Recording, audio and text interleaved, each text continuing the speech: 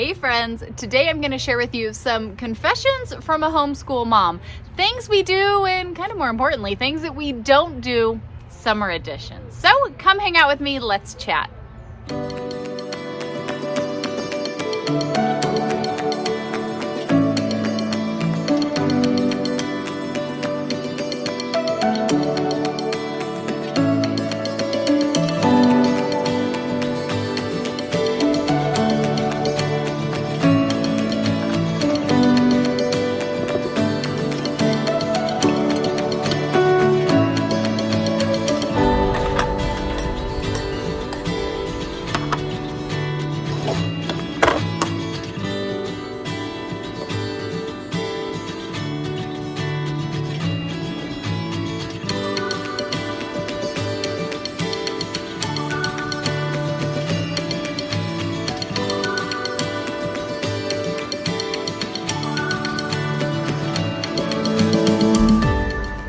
Hey friends, I'm Heidi with Heavenly Minded Home and welcome to our channel here. Now you guys know I love sharing all things homey, homemaking, homeschooling, home discipleship, and homesteading. And I thought today would be really fun to kind of talk about some of those things that maybe people aren't saying. Some confessions from a homeschool mom in our season of summer. And I know there's so many wonderful resources out here in YouTube land, but I think sometimes, especially when talking to homeschool moms, you can kind of get this feeling that like you're not doing it right, or you're not fitting into the right mold, or something's wrong with your homeschool because it doesn't look like their homeschool. And so we really like showing from just a very raw and honest, transparent approach of this is what homeschool looks like for us. Maybe it doesn't look like that for you, but this is what it looks like for us. We kind of don't fit into those other molds either a lot of the time. We are much more unschoolers. We're very child-led. We're very simple and minimal and Christ-focused. And that can turn up in many different ways. And so let's be honest here with you guys and let's talk about some of these homeschool confessions that I know aren't the norms being set out there by many, but guys, I'm just going to be honest. I'm just going to tell you where we are at right now in this season. So the first confession, really, if you guys watch our vlogs and you've been around for a while, you're not going to be too terribly stunned, but I feel like in the summer season, it gets even worse.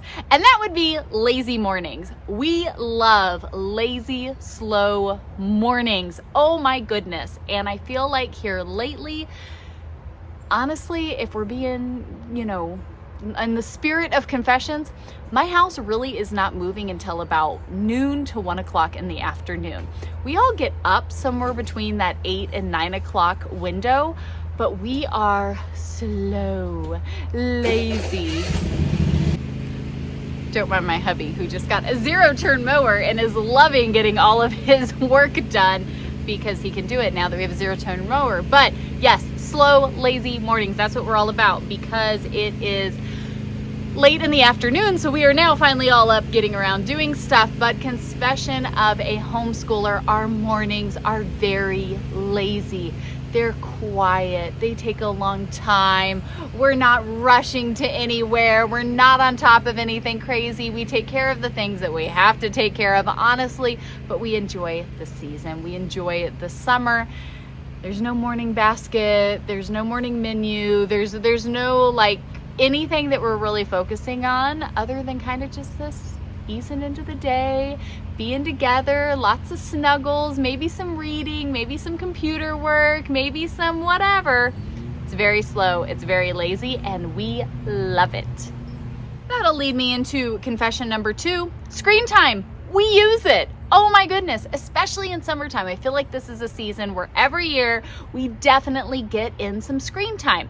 Now, can screen time be bad? Yes, absolutely. Can it be good? Yes, absolutely. It really depends on that balance. And I know for us, we get a little bit more of that in the summertime.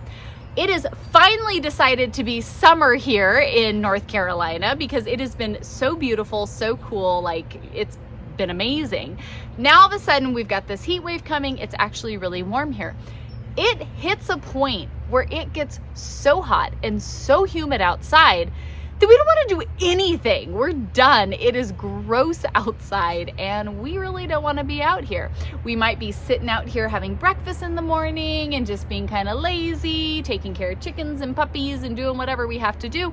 And then it gets hot and it gets humid, or we've got thunderstorms, or we've got whatever's going on, and we're inside and we totally use screens. The kids love being on there. They have different things that they're doing with co-op that they'll get on and work on. They'll get on and play video games. Maybe they're creating stuff with one another. They're writing their books that they've been working on, or whatever combination thereof. But we absolutely use screen time. Sometimes we're sitting down and we're having a little House on the Prairie marathon, or like right now we're rewatching through Green Acres. So we have those things that we enjoy and we look forward to, and especially in the summertime, we love it. We love having that time to get on and, you know, use that as a resource. We've got different projects and things we're praying about and talking about here, turning our little homestead into, and you bet your bottom dollar we are online and we're watching people and seeing how others are doing it and ways it can work, and kind of researching and learning and just being inspired and encouraged that way. So do we use screens, especially in summertime? Yes, we do. My third confession here isn't necessarily summertime specific, but I feel like there's just a lot more usually with this in the summertime. We are a homeschool family. I have 4 children that are homeschooled. 1 just graduated. We've homeschooled for a very long time, and we've never all been to the library.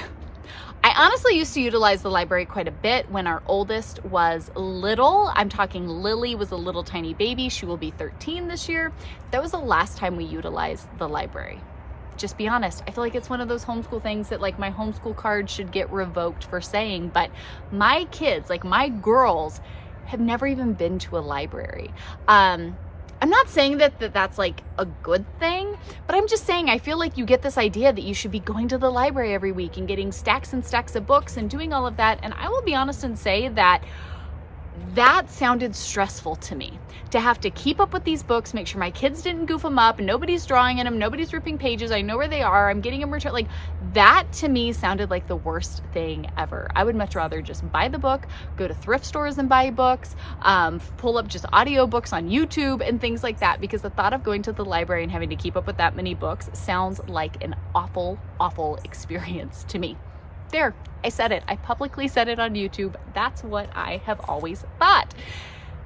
I think as my kids get older, the girls especially, like as they get older, we can maybe revisit the topic of the library, because it would be nice. I know there's some books that maybe I would actually read if I could just go pick them up and like, you know, have time to read them. But yeah, no library here. So I know there's so many amazing homeschoolers and they're showing you all these great books, and they go and they pick up stacks and stacks, and then you kind of feel inferior because you're like, wow, we never do that. Guess what? Some of us are in the no library train there with you. It's okay. You're no less of a homeschool mom just because you don't have bags and bags of library books. Confession number 4, my kids have touched 0 workbooks this summer. Yep, none, not at all. Again, I know there's some amazing resources out there, amazing things, and if that's what fits for your family and what works, go for it. That's wonderful. That's truly amazing, and I'm so happy for you. But we don't do workbooks. We don't do summer school. Like, we don't do any of that. You know why? Because we adapted to a year-round schedule years back, and it has made our lives wonderful. We school for a couple months, we take a break. We school for a couple months, we take a break. We don't do these big, huge extended breaks over the summer that then we start back up and my kids don't remember anything because we went through that for years. And then you feel like you have to be doing stuff throughout the summer so that way they don't forget it by the time you start back up. And it's just this huge, like, to me, that was just, it started to make me crazy because I was like, this isn't working. I keep trying to fit in the box and it's not working. And then finally, I just said the box is stupid and we're going to jump out of it. We're not doing summer school. We're not doing worksheets. We're not doing any of that. I'm not trying to move them up to the next level and do all the things. I'm going to meet my kids where we're at.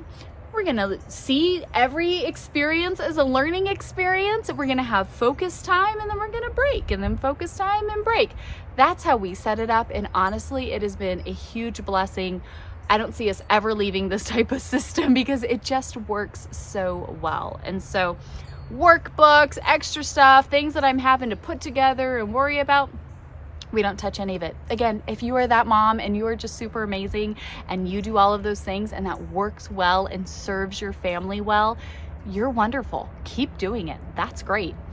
If you are like me and you are not that mom, and the thought of having to keep up with all the pieces and do all the things and have all the stuff and every day is choreographed and blah, blah, blah, blah, blah, it's cool. You can just enjoy your summer and have a lazy morning and relax and take some time off and not feel the need like you have to be doing worksheets and have little books to be working through and activities and da da da da. If you don't need to do that, you don't need to do that, and it is perfectly okay to come out as such. The mom who doesn't have to do all the overachieving things. We unite. My fifth confession here, you guys, might not surprise you considering I said that we wake up between like 8, 9 o'clock, but really nobody in our house is moving around till about noon, 1 o'clock, is summertime rolls around and we do late bedtimes. Oh my goodness. Okay, this is a little bit of struggle in our household because half of us would like to go to bed early, wake up early. Half of us are stay up really late, sleep in the morning. That means that our house is like perfectly divided. I would like to go to bed early. My husband likes to stay up late. Oldest son and middle daughter like to go to bed early and wake up early. Oldest daughter and youngest daughter, like their dad, like to stay up late and sleep in the morning. So we've got this perfect mix. But when it comes to summertime, it stays brighter later. The weather is beautiful in the evenings. We go out and make s'mores, or we stay up when we watch Green Acres, or the race doesn't start till 7 o'clock at night, so then we're up until it's over anyways. Whatever combination might happen, summertime comes, late bedtimes. It is easily 10 to 11 o'clock before my kids are going to bed at night. Every night, summertime. It just happens. I don't stress it. Once we start rolling into the fall, we kind of back that up a little bit and we go to bed more around that like 9 to 10 o'clock window versus 10 to 11 o'clock window. I know it's probably not the popular thing to say, but absolutely my family stays up late. When summertime comes around, even the 5-year-old, I'm usually like 11 o'clock at night. She's in her room. She's been in bed for an hour. She's still wide awake. It's okay. It happens. I think those would be my top 5 confessions of a homeschool mom, summer edition. But guess what? It's about what works for you. It's about what works for your family in the season of life that the Lord currently has you in. And I know it may not fit into the mold of that perfectly curated Instagram feed you've been following or that homeschool vlog you're watching each week or whatever it may be. But remember, this is your life, whatever the Lord has put before you and your family, and He entrusted these children to you. You know what's best for them. Maybe it doesn't fit into the perfect mold. Maybe it doesn't look like somebody else's. That doesn't mean that it is less than. We all have areas of our lives that we need to work on and improve and get serious about and all of that. But it's okay for it to look a little different than the norm. I shared a little bit in our video yesterday about just taking steps for an intentional life of simplicity and loveliness. And I think there's something so important about that. I know when we think of our summers specifically, we do fun, we do play, we do games. The kids are getting ready to start some amazing co-op clubs in the HMH co-op. If you guys have not checked it out already, you have to come sign up.